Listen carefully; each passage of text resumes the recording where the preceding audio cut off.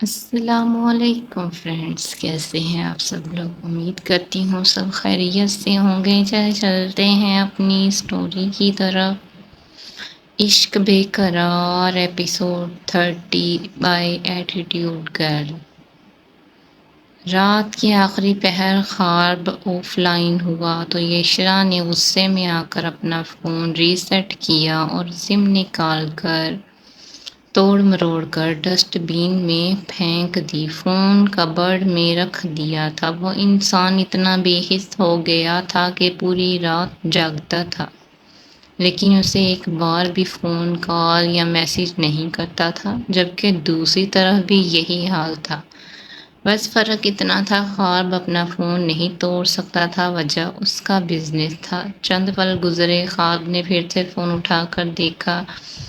یشرا بھی of line ہو چکی تھی۔ اس نے زخمی مسکراہٹ کے ساتھ فون واپس ٹیبل پر رکھ دیا۔ دونوں کی رات آنکھوں میں کٹ رہی تھی۔ وہ دونوں ایک دوسرے کے لیے تڑپ رہے تھے، لیکن پہل کوئی بھی نہیں کرنا چاہتا تھا۔ ضد اور انا کی آگ میں دونوں ہی جل کر خاک ہو رہے تھے۔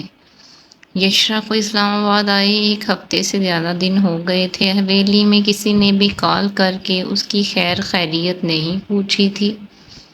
وہ بھی ابھی سب کی طرف سے دل پتھر کر چکی تھی۔ وہ نہ یونیورسٹی جاتی تھی، نہ کسی سے ملتی تھی، بس اپنے کمرے میں بند رہتی تھی۔ کھانا بھی صرف زندہ رہنے کے لیے کھا رہی تھی۔ اس رات کے بعد خواب نے شمع کو کال نہیں کی تھی، یہی بات اس کے اندر آگ کی طرح پھیل رہی تھی۔ وہ کمرے میں لیٹی ریموٹ ہاتھ سے پکڑے LED پر چینل بدل رہی تھی۔ شمع کمرے میں آئی۔ باجی، آپ سے کوئی ملنے آیا ہے؟ مجھ سے؟ یشرا کو حیرت ہوئی۔ وہ اٹھ بیٹھی۔ جی آپ سے، گیٹ پر کھڑا ہے چوکیدار، پوچھ رہا ہے کہ اندر آنے دوں یا نہ۔ شمع نے دہرایا۔ انکل سے پوچھ کے آؤ، نام کیا ہے؟ اس نے واپس لیٹتے ہوئے کہا۔ المیر نام، چوکیدار نے بتایا۔ شمع نے جھٹ سے جواب دیا۔ المیر کا نام سن کر یشرا کا خوف سے دل دھڑکا۔ وہ جلدی سے اٹھی، پھر کچھ سوچتے ہوئے بولی، تم انکل سے کہو ان کو اندر آنے دے، ڈرائنگ روم میں بٹھاؤ، میں آتی ہوں۔ یشرا اسے کہتی اٹھ کر ڈریسنگ روم میں چلی گئی۔ اس نے بلیک نائٹ سوٹ پہنا ہوا تھا۔ وہ جلدی سے چینج کرتی باہر آئی، بالوں کا جوڑا بنا کر سر پر شال اوڑھی اور کمرے سے نکل گئی۔ المیر ڈرائنگ روم میں بیٹھا شوق سے ہر چیز کو دیکھ رہا تھا۔ یشرا اندر داخل ہوئی تو وہ جلدی سے اٹھ کھڑا ہوا۔ یشو، وہ مسکراتا ہوا یشرا کی طرف بڑھا۔ ڈونٹ۔ یشرا نے اسپاٹ انداز میں ہاتھ اٹھاتے ہوئے اسے وہیں رک جانے کو کہا۔ آئی نو یشو، تمہیں مجھ پر بہت غصہ ہے اور میں چاہتا ہوں کہ تم یہ غصہ مجھ پر نکالو، ایک کی بجائے 10 تھپڑ مار لو، لیکن پلیز مجھ سے ناراض مت ہو۔ تمہاری ناراضگی میں برداشت نہیں کر سکتا۔ وہ شرمندہ ہوتا بے بسی سے اسے دیکھ کر بولا، گیٹ آؤٹ۔ یشرا نے اسے باہر کا راستہ دکھایا۔ پلیز یار، میری بات تو سن لو۔ اس نے منت کی۔ مجھے تمہاری کوئی بات نہیں سننی المیر، میں تمہیں بہت اچھا انسان سمجھتی تھی، لیکن تم اس قدر گھٹیا نکلو گے میں نے کبھی سوچا بھی نہیں تھا۔ تمہارے لیے اچھا ہے کہ تم یہاں سے چلے جاؤ، ورنہ میں دھکے دے کر تمہیں یہاں سے نکلواؤں گی۔ یشرا نے غصے سے دبی دبی آواز میں کہا۔ المیر نے بے بسی سے اسے دیکھا، پھر بولا، یار ہم بیٹھ کر بات کرتے ہیں، تم اپنا ہائپر کیوں ہو رہی ہو؟ اس کے کہنے پر یشرا نے سر نفی میں ہلایا اور انگلی سے جانے کا کہا۔ اوکے، تمہیں میری کوئی بات نہیں سننی تو پھر ایک کام کرتے ہیں، تم ان پیپرز پر سائن کرو اور ابھی میرے ساتھ چل کر نکاح کرو۔ اس نے ٹیبل سے کھلا کے پیپر اٹھا کر اس کے سامنے کیے۔ یشرا نے بے یقینی اور غصے سے ان پیپرز کو دیکھا۔ اس کے وجود میں شعلے بھڑکنے لگے تھے۔ وہ خلا کے پیپر لے آیا تھا، مطلب کہ یشرا خان کو نئے سرے سے جھٹکا دینے آیا تھا۔ اتنے میں شمع چائے لے کر آ گئی۔ وہ چائے کپوں میں ڈالنے لگی تو یشرا نے اسے اٹھ کر جانے کا کہہ دیا۔ وہ چپ چاپ روم سے نکل گئی۔ المیر، ابھی کے ابھی اٹھو اور نکلو میرے گھر سے۔ یشرا نے اپنے اندر اٹھتے طوفان پر قابو پا کر اسے دفع ہو جانے کا کہا۔ کیا اب میں تمہاری نظر میں اتنی بھی ویلیو نہیں رکھتا کہ تم مجھے چائے ہی پوچھ لو؟ المیر واپس صوفے پر بیٹھا۔ یشرا کے لبوں پر استدعائیہ مسکراہٹ آئی۔ اس نے مسکراتے ہوئے چائے کپ بھرا اور سیدھے المیر کے سینے پر دے مارا۔ گرم گرم چائے اوپر گرنے کی وجہ سے المیر کا سینہ جل گیا۔ اس نے تڑپتے ہوئے جلدی سے اٹھ کر اپنی شرٹ جھاڑی اور غصے سے یشرا کو دیکھا۔ اور چائے پیو گے؟ یہ اتنی بہت ہے۔ یشرا نے خون اتری آنکھوں سے مسکراتے ہوئے پوچھا، یو بلڈی باسٹرڈ۔ وہ چیختا ہوا خون اشام درندہ بنا یشرا پر جھپٹا۔ اس سے پہلے وہ اس کے بال اپنی مٹھی میں جکڑتا، یشرا نے ایک تنتناتا ہوا تھپڑ اس کے گال پر جڑ دیا۔ گالی نکالی تو ہاتھ ڈال کر زبان خلق سے کھینچ لوں گی، اس نے انگلی اٹھا کر کہا۔ تھپڑ کی آواز اتنی بلند تھی کہ شمع بھاگتی ہوئی وہاں آئی اور دروازے کی اوٹ میں رک کر دیکھنے لگی۔ المیر نے ضبط سے مسکراتے ہوئے نفی میں سر ہلایا اور پیپر اور پین اٹھایا۔ سوچ کر زبان کھینچنا، گونگے انسان کے ساتھ گزارا کر لو گی؟ وہ بے شرموں کی طرح مسکرایا۔ تم بددفع ہوتے ہو یا میں گارڈز کو بلاؤں؟ یشرا چیخی۔ جو مرضی کر لو، سائن تو تمہیں کرنے ہی پڑیں گے۔ اس نے یشرا کو بالوں سے پکڑ کر صوفے پر پھینکا اور اس کی گود میں پیپرز رکھے۔ پھر وہ اس کے قریب بیٹھا اور اس کا ہاتھ پکڑ کر زبردستی سائن کروانے لگا۔ یہ دیکھ کر شمع جلدی سے اندر داخل ہو۔ اوئے لڑکے، چھوڑ باجی کا ہاتھ، ورنہ میں چوکیدار کو بلوا کر تجھے اتنی مار پڑواؤں گی کہ تیری نسلیں یاد کریں گی۔ وہ اپنی آستینیں اوپر کرتی ہوئی آگے آئی۔ یشو میری جان، سائن کرو پھر میں چلا جاؤں گا۔ اس نے شمع کو نظر انداز کیا اور دانت کھچکھچا کر مسکراتے ہوئے یشرا کا ہاتھ پکڑ کر پھر سے پیپرز پر سائن کرنے کی کوشش کرنے لگا۔ یشرا نے دوسرے ہاتھ سے اس کا ہاتھ نوچ ڈالا، ساتھ ہی شمع نے گرم پانی والا چائے کا چینک اس کے سر پر مارا۔ المیر جلدی سے پین چھوڑ کر پیچھے ہوا۔ یہ تو شکر تھا پانی اس کے اوپر نہیں گرا تھا، باقی شمع نے کوئی کسر نہیں چھوڑی تھی۔ یشرا صوفے سے اٹھتی شمع کے پیچھے جا کر کھڑی ہو گئی۔ خوف سے اس کا جسم لرزنے لگا تھا۔ تم نکلتے ہو یا میں چوکیدار کو بلواؤں؟ شمع نے غصے سے چیخ کر پوچھا۔ المیر نے تیش سے شمع کو دیکھا، پھر اس کے پیچھے کھڑی یشرا کو دیکھا اور صوفے سے اٹھ کھڑا ہوا۔ ابھی تو میں جا رہا ہوں، لیکن یاد رکھنا تمہیں ان تھپڑوں کا حساب چکتا کرنا پڑے گا۔ وہ پیپرز اٹھا کر جیب میں ڈالتا بولا، ارے جاؤ، بڑے دیکھے تم جیسے ٹٹپونجیے آیا بڑا باجی کو دھمکی دینے والا۔ تیرے جیسوں کا تو شمع فالودہ بنا ڈالتی ہے۔ نکل، اگلی بار مجھے باجی کے آس پاس نظر آیا تو ہڈیاں توڑ دوں گی۔ نکل پھٹ۔ شمع نے جوتا اتار کر ہاتھ میں پکڑ لیا۔ اگر 1 منٹ بھی اور المیر وہاں رکتا تو شمع نے جوتے سے اس کی دھلائی شروع کر دینی تھی۔ نسیم اپنی بہن کے ہاں گئی ہوئی تھی اور یہ بات المیر کے لیے بہت اچھی ثابت ہوئی تھی، ورنہ آج اس کی ایک آدھ ہڈی ٹوٹ جاتی۔ دیکھ لوں گا تم دونوں کو، وہ غصے سے پنکارتا نکل گیا۔ یشرا زمین پر بیٹھی رونے لگی، جسم تھر تھر کانپ رہا تھا۔ وہ کتنی آسانی سے کہتی تھی خواب سے خلا لے لے گی، لیکن آج جب ایسا موقع ملا تھا تو اسے لگ رہا تھا کسی نے اس کا دل نوچنے کی کوشش کی ہے۔ شمع نے پانی کا گلاس بھر کر اسے دیا۔ اس نے روتے ہوئے گلاس کو دیکھ کر نفی میں سر ہلایا۔ وہ اٹھ کر اپنے کمرے میں چلی گئی اور شمع پریشانی سے برتن سمیٹ کر کچن میں چلی گئی۔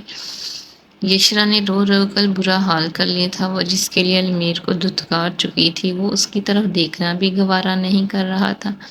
اس نے کمرہ اندر سے لاک کیا ہوا تھا۔ شمع کئی بار دروازہ بجا کر گئی تھی۔ صبح سے دوپہر اور دوپہر سے شام ہو گئی تھی، اس کا رونا بند نہیں ہو رہا تھا۔ سر میں درد کے طوفان اٹھ رہے تھے۔ یشرا نے سائڈ ٹیبل سے فرسٹ ایڈ باکس نکالا اور اس میں سے 3 نیند کی گولیاں نکال کر پانی میں ملاتی پی گئی۔ کچھ دیر بعد وہ چکراتے سر کے ساتھ بیڈ پر گری اور دیکھتے ہی دیکھتے نیند کم اور بے ہوشی میں زیادہ چلی گئی۔ زارون نے صبا سے روبیشہ کا فون منگوا کر اسے دیا تھا اور کہا کہ اپنے بھائی کو کال کر کے کہے کچھ دن وہ اپنی دوست کے ہاں رہے گی۔ روبیشہ بھی اس حالت میں مینشن واپس نہیں جانا چاہتی تھی۔ وہ اپنے لالا سے کیا کہتی؟ پوری یونیورسٹی نے اسے پھٹے کپڑوں میں دیکھا تھا، اس پر طرح طرح کی باتیں کی تھی۔ شیطان سے بچنے کے لیے اس نے کسی غیر مرد کی باہوں میں پناہ لی تھی۔ اس نے اپنی چیخوں کا گلا گھونٹ کر خواب کو کال کی اور اپنی آواز کو ہموار کرتی بات کرنے لگی۔ اس نے خواب سے کہا تھا ایکسٹرا کلاسز کی وجہ سے وہ لیٹ ہو جاتی ہے، اس لیے وہ صبا کے ساتھ اس کے گھر چلی جاتی ہے۔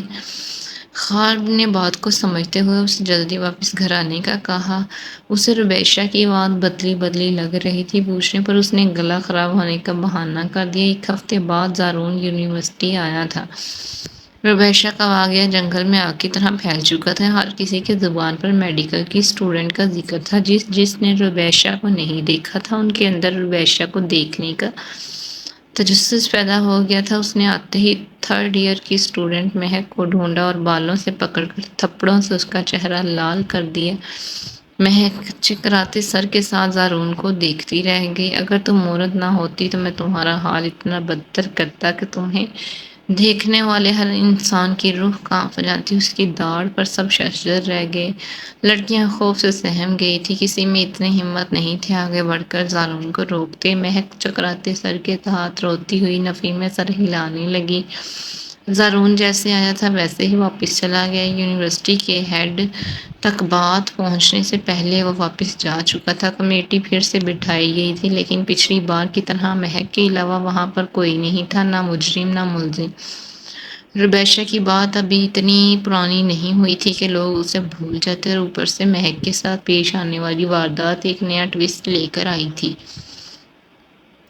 زارون مینشن آیا۔ وہ سیدھا اپنے کمرے میں آیا۔ ربیشہ کے چہرے پر پڑے نشان مندمل ہو چکے تھے لیکن کمر ابھی تک زخمی تھی۔ اس نے زارون کی بلیک اوپن شرٹ پہن رکھی تھی، ساتھ میں بلیک ٹراؤزر پہنا ہوا تھا۔ شرٹ بہت کھلی تھی۔ زارون وجیہہ شخصیت کا پراسرار بندہ تھا۔ وہ کمرے میں داخل ہوا۔ ربیشہ اسے دیکھ کر جلدی سے اٹھ بیٹھی۔ ہیلو مس خان، گڈ ایوننگ، وہ سرد لہجے میں کہتا ڈریسنگ روم میں چلا گیا۔ ربیشہ اس کی پشت دیکھتی رہ گئی۔ زارون کپڑے چینج کر کے واپس کمرے میں آیا۔ اس نے ریڈ ہوڈی کے ساتھ بلیو جینز پہنی ہوئی تھی۔ ربیشہ اسے دیکھ کر نظریں چرا گئی۔ آپ مجھے گھر چھوڑ آئے، میں اب بالکل ٹھیک ہوں۔ زارون مصروف سے انداز میں فون لے کر صوفے پر بیٹھا۔ ربیشہ کی بات سن کر اس نے نچلا لب دانتوں تلے دبا کر کچلا۔ ابھی آپ اپنے گھر نہیں جا سکتے جب تک آپ بالکل ٹھیک نہیں ہو جاتی، یہیں پر رہیں گے، اس نے اٹل لہجے میں جواب دیا۔ ربیشہ گہری سانس لے کر چپ ہو گئی۔ پچھلے ایک ہفتے سے زارون صوفے پر سو رہا تھا۔ یہ بات ربیشہ کے لیے بڑی حیرت انگیز تھی۔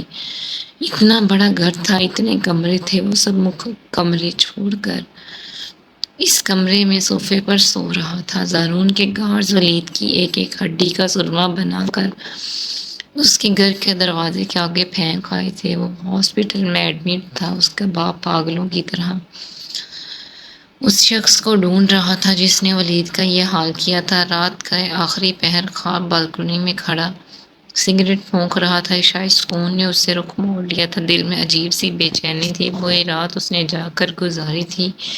پچھلے کچھ دنوں سے یشرا کا نمبر بند تھا۔ شمع نے اسے بتایا تھا کہ یشرا کا فون خراب ہے۔ مسجد میں اذان کی آواز بلند ہوئی۔ خواب نے سگریٹ زمین پر پھینک کر جوتے کے نیچے مسلا اور گلاس وال کھول کر کمرے میں چلا گیا۔ پوری رات جاگنے سے آنکھیں لال ہو رہی تھیں۔ وہ شاور لے کر باہر آیا۔ بلیک کلر کی شلوار قمیض پہن کر کندھوں پر بلیک مردانہ شال گرائی اور گیلے بالوں میں ہاتھ پھیرتا نماز کے لیے چلا گیا۔ خواب نماز پڑھ کر گھر آیا۔ ملازم اپنے اپنے کام میں مصروف ہو چکے تھے۔ اس نے کمرے میں آتے ہی سب سے پہلے شمع کو فون کیا۔ بیل مسلسل جا رہی لیکن کسی نے بھی کال نہ اٹھائی۔ خواب کو شدید غصہ آیا۔ اس نے پھر سے نمبر ملایا۔ شمع جلدی سے اپنے کمرے میں آئی اور فون کا بٹن دبا کر کان سے لگایا۔ سلام خان بھائی، وہ تیزی سے بولی۔ میں کب سے کالز کر رہا ہوں، کہاں مر گئی تھی؟ خواب نے غصے سے پوچھا۔ جی وہ میں باہر تھی، فون کمرے میں پڑا تھا۔ وہ گھبرائی۔ یشرا کہاں ہے؟ یہ سوال پوچھتے ہوئے خواب کے اندر بے چینی بڑھی۔ یشرا باجی وہ کل سے اپنے کمرے میں بند ہے۔ میں ابھی بھی دروازہ بجا بجا کر آئی ہوں مگر وہ نہیں کھول رہی، اس نے پریشانی سے بتایا۔ واٹ، کیا مطلب وہ کل سے کمرے میں بند ہے؟ خواب کے اوزان ختم ہو گئے۔ خواب بھائی میں سچ کہہ رہی ہوں، باجی نے کل سے خود کو کمرے میں بند کیا ہے۔ اماں بھی یہاں نہیں اور فون میں بیلنس بھی نہیں تھا۔ میں کیسے بتاتی آپ کو؟ کمرے کی دوسری چابی کہاں ہے؟ اس سے کھولو دروازہ، ابھی وہ چلایا۔ وہ بھی کمرے میں پڑی ہوئی ہے۔ اماں نے کہا تھا باجی کی کبرڈ میں رکھ دو تو میں نے رکھ دی تھی۔ ڈر کے مارے شمع کی آنکھوں میں آنسو آ گئے تھے۔ اف اف اف، خواب نے مٹھی میں اپنے بال نوچے۔ طبیعت کیسی تھی اس کی؟ وہ گاڑی کی چابیاں والیٹ لے کر کمرے سے باہر نکلا۔ صبح تو بالکل ٹھیک تھی، لیکن جب وہ لڑکا آیا تھا اس کے بعد باجی روتی ہوئی کمرے میں گئی تھی، اس کے بعد باہر نہیں آئی۔ شمع کے لڑکا کہنے پر خواب شاکڈ ہوا۔ ایک جھٹکے میں اس کے قدم رکے۔ اس نے عجیب انداز میں فون کان سے ہٹا کر دیکھا اور پھر فون کان سے لگایا۔ کون لڑکا؟ اس نے بہت مشکل سے سوال کیا۔ جی وہ کل صبح ایک لڑکا آیا تھا باجی سے ملنے۔ اور شمع کی بات پوری ہونے سے پہلے خواب بولا۔ نام کیا تھا اس کا؟ اس کے وجود میں انگارے دہکنے لگے۔ نام؟ ہاں یاد آیا، المیر نام تھا اس کا، بہت ہی کوئی گرا۔ کال ڈسکنیکٹ ہو گئی تھی۔ شمع نے پریشانی سے فون کو دیکھا اور پھر سے کال کا انتظار کرنے لگی۔ خال کا وجود زلزلوں کی زید میں آ گیا۔ اس نے ہاتھ میں پکڑا فون زور سے دبوچا۔ آنکھوں میں وحشت اتر آئی تھی۔ وہ اس انسان کو گھر تک لے آئی تھی۔ نہیں یشرا، تمہیں ایسا نہیں کرنا چاہیے تھا، بہت غلط کیا ہے تم نے، بہت غلط۔ وہ اپنے غصے پر قابو پانے میں ناکام ہو رہا تھا۔ اس کا بس نہیں چل رہا تھا المیر کو زندہ جلا دے۔ وہ تیز تیز قدم اٹھاتا پورچ میں آیا، اسے گاڑی میں بیٹھتا دیکھ کر سیکیورٹی گارڈ نے گیٹ کھول دیا۔ اس کا چہرہ غیظ و غضب سے سرخ ہو رہا تھا۔ وہ سڑکوں پر اندھا دھند گاڑی بھگا رہا تھا۔ کتنی بار گاڑی دوسری گاڑیوں سے ٹکراتی بچی تھی۔ اسلام آباد کی حدود میں داخل ہوتے اس کا دل کیا سامنے سے آتے ٹرک میں گاڑی دے مارے، لیکن وہ اتنی آسانی سے یشرا خان کو آزاد نہیں بخش سکتا تھا۔ اس نے بچپن سے لے کر آج تک دن رات دیوانوں کی طرح اسے چاہا تھا۔ وہ کیسے اس کی جگہ کسی اور کو دے سکتی تھی؟ وہ ریش ڈرائیونگ کرتا 10 بجے کے قریب فلیٹ پر پہنچ گیا تھا۔ گارڈ نے اسے دیکھ کر گیٹ کھولا اور ہاتھ کے اشارے سے سلام کرتا ایک طرف ہو گیا۔ خواب گاڑی سے نکل کر لمبے لمبے ڈگ بھرتا اندر چلا گیا۔ یشرا باجی دروازہ کھولیں، آپ ٹھیک تو ہیں؟ شمع زور زور سے دروازہ بجاتی اسے آوازیں دے رہی تھا۔ خواب کا غصہ اشتعال بڑھتا جا رہا تھا۔ اس کے اندر جلن کے بھانبر جل رہے تھے۔ اسے آتا دیکھ کر شمع نے خوف سے سلام کیا، دروازے سے دور ہو کر کھڑی ہو گئی۔ خواب نے دروازہ بجانے کی بجائے تیش سے چند قدم پیچھے ہو کر تیزی سے دروازے کو دھکا دیا۔ 3-4 بار ایسا کرنے پر دروازے کا لاک ٹوٹ گیا۔ اس نے غصہ کنٹرول کرنے کے لیے چہرے پر ہاتھ پھیرا اور کمرے میں داخل ہوا۔ اگلا منظر دیکھ کر وہ ٹھٹکا۔ یشرا ریڈ کلر کا نائٹ سوٹ پہنے بغیر کمبل کے بیڈ کے درمیان اوندھے منہ پڑی ہوئی تھی۔ کمرے کا ہیٹر آف تھا۔ پورا کمرہ برف کی مانند ٹھنڈا تھا۔ وہ بھڑکتا ہوا آگے بڑھا اور یشرا کو بازو سے دبوچ کر سیدھا کیا، پھر ٹیبل پر پڑا پانی کا جگ اٹھایا اور پورا کا پورا اس کے اوپر انڈھیل دیا۔ ٹھنڈا یخ پانی گرنے سے یشرا ہڑبڑائی۔ اس نے بہت مشکل سے اپنی آنکھیں کھولی۔ ہر چیز دھندلی دھندلی نظر آ رہی تھی۔ وہ سردی سے کپاتی، پھر سے اپنی آنکھیں بند کرتی کروٹ بدل گئی۔ اس حالت میں دیکھ کر خالد کا ماتھا ٹھنکا تھا۔ کوئی انسان جتنا بھی گہری نیند میں ہو، پانی پڑنے پر فوراً اٹھ کر بیٹھ جاتا ہے۔ اس نے پریشانی سے جگ ٹی وی پر رکھا اور اس کی نظریں فرسٹ ایڈ باکس پر پڑی۔ فرسٹ ایڈ باکس کھلا ہوا تھا اور اس میں پڑی ٹیبلٹ دیکھ کر خواب کا دماغ گھوم گیا۔ اس نے بے یقینی سے وہ ٹیبلٹس اٹھائی۔ یشرا نیند کی گولیوں کا بھی استعمال کرتی تھی، یہ بات خواب کے لیے ناقابل یقین تھی۔ اس میں صرف ایک گولی بچی تھی، باقی پورا پتا خالی تھا۔ اس نے دانت پیس کر ایک نظر ٹیبلٹس کو دیکھا اور پھر یشرا کو۔ اس نے ٹیبلٹس واپس فرسٹ ایڈ باکس میں رکھی اور ڈریسنگ روم میں چلا گیا۔ خواب نے اس کا بیگ کھولا اور کبڑ میں سے اس کے چند سوٹ نکال کر بیگ میں ٹھونسے۔ اس نے بیگ کندھے پر ڈالا اور سرخ رنگ کی بڑی سی شال لے کر ڈریسنگ روم سے باہر آیا۔ اس نے لب بھینچ کر یشرا کو دیکھا اور بازو سے دبوچ کر سیدھا کیا۔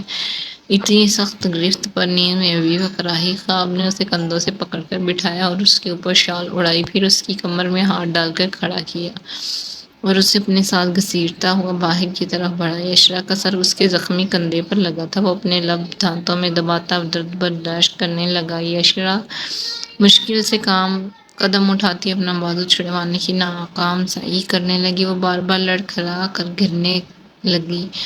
آنکھیں بند تھی۔ خواب نے گاڑی کا دروازہ کھول کر اسے اندر پٹکا، بیگ پچھلی سیٹ پر رکھا اور پل میں گاڑی بھگا کر لے گیا۔ اس نے یشرا کا سیٹ بیلٹ باندھ دیا تھا، پھر بھی اس کا سر بار بار آگے ڈیش بورڈ سے ٹکرا رہا تھا۔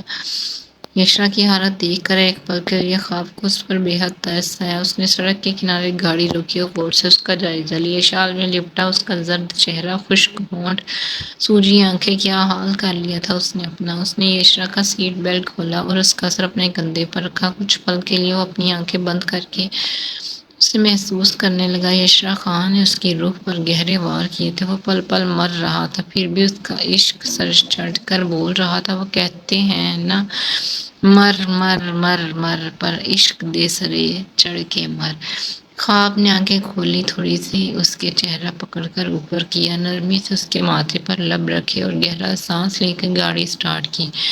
خواب اسے مینشن کی بجائے فارم ہاؤس لے کر آیا تھا۔ جس حال میں وہ تھی، ملازم خواتین اسے دیکھ کر ضرور کوئی نہ کوئی بات بنا لیتی، اور ویسے بھی ایک آدھ دن تک روبیشہ نے بھی صبا کے گھر سے واپس آ جانا تھا۔ خواب نہیں چاہتا تھا روبیشہ کو ان کے بارے میں کچھ معلوم ہو۔ فارم ہاؤس بالکل خالی تھا، وہاں کے ملازم نہ جانے کہاں تھے۔ خواب نے گاڑی سے نکل کر گیٹ کھولا اور اندر گاڑی داخل کی۔ وہ گیٹ بند کر کے گاڑی کے قریب آیا، یشرا کی طرف کا دروازہ کھولا اور اسے باہوں میں اٹھا کر اندر کی جانب بڑھا۔ فارم ہاؤس میں ایک کمرہ تھا، کمرے کے ساتھ اٹیچ واش روم تھا اور ایک چھوٹا سا ٹی وی لاؤنج بنا ہوا تھا، ساتھ ہی ایک طرف اوپن کچن تھا اور باہر اس کے چاروں طرف ہرا بھرا باغ تھا۔ فارم ہاؤس صاف ستھرا تھا۔ خواب نے صبح کال کر کے ملازم کو صفائی کے لیے کہہ دیا تھا۔ وہ اسے لے کر کمرے میں آیا اور نرمی سے اسے بیڈ پر لٹا دیا۔ اس نے یشرا کے نازک وجود سے شال اتاری، کمبل اٹھا کر اس کے اوپر دیا، پھر کمرے میں لگا سینٹرل ہیٹر آن کیا۔ وہ کتنی دیر تک کھڑا شعلہ بار نگاہوں سے اسے دیکھتا رہا۔ وہ چاہتا تو ابھی ہی ابھی اسے جھنجھوڑ کر رکھ سکتا تھا، لیکن دل کے ہاتھوں مجبور تھا، جو ہر بار یشرا خان کے عشق میں پاگل ہوا جاتا تھا۔ وہ کمرے سے باہر آیا، ملازم کچن کا سامان لے کر آیا تھا، وہ فریج میں فروٹس اور سبزیاں وغیرہ رکھ رہا تھا۔ خواب اسے دیکھ کر کچن میں آیا۔ صداقت ملازم نے جلدی سے اسے سلام کیا۔ خواب نے مسکرا کر اسے جواب دیا اور حال احوال پوچھا۔ صداقت نے جلدی سے اس کے لیے کافی بنائی اور اسے تھمائی۔ صداقت، تمہاری نظر میں کوئی عورت ہے جو کچھ دن یہاں پر کام کاج کر لے؟ خواب نے کاؤنٹر سے ٹیک لگا کر کافی کا گھونٹ بھرا۔ نہیں صاحب، میری نظر میں تو ایسی کوئی عورت نہیں۔ میری گھر والی تو چند ماہ پہلے اللہ کو پیاری ہو گئی، بیٹیاں بھی بہت چھوٹی، اور ویسے بھی صاحب میں اسے پڑھانا چاہتا ہوں، گھروں کے کام کاج نہیں کروانے اس سے۔ صداقت کی بات پر خواب دل سے مسکرایا۔ ویری گڈ صداقت، بہت اچھی بات ہے، بیٹی کو پڑھاؤ، اور اگر کسی بھی چیز کی ضرورت ہو تو بلا جھجک مجھے بتانا۔ اس نے صداقت کا کندھا تھپ تھپایا۔ نہیں صاحب، اگر اللہ نے بیٹی دی ہے تو اس کی ضرورت پوری کرنے کی طاقت بھی دے گا۔ صداقت مسکرایا۔ خواب کے دل میں شدت سے بیٹی کی خواہش پیدا ہوئی۔ اس نے صداقت اور اس کی بیٹی کے لیے دل سے دعا مانگی۔ اچھا صداقت، اس بار میرے ساتھ میری بیگم بھی آئی ہے، تو کوئی ملازمہ ڈھونڈو، اور جتنے دن تک وہ یہاں پر ہے تمہارا یہاں آنا جانا باندھی۔ خالد مسکرا کر بولا۔ یہ سن کر صداقت کو بہت خوشی ہوئی۔ اس سے پہلے خواب جب بھی آتا تھا اکیلا آتا تھا، ہر بار صداقت اس سے کہتا تھا صاحب شادی کر لیں، بوڑھے ہو جائیں گے۔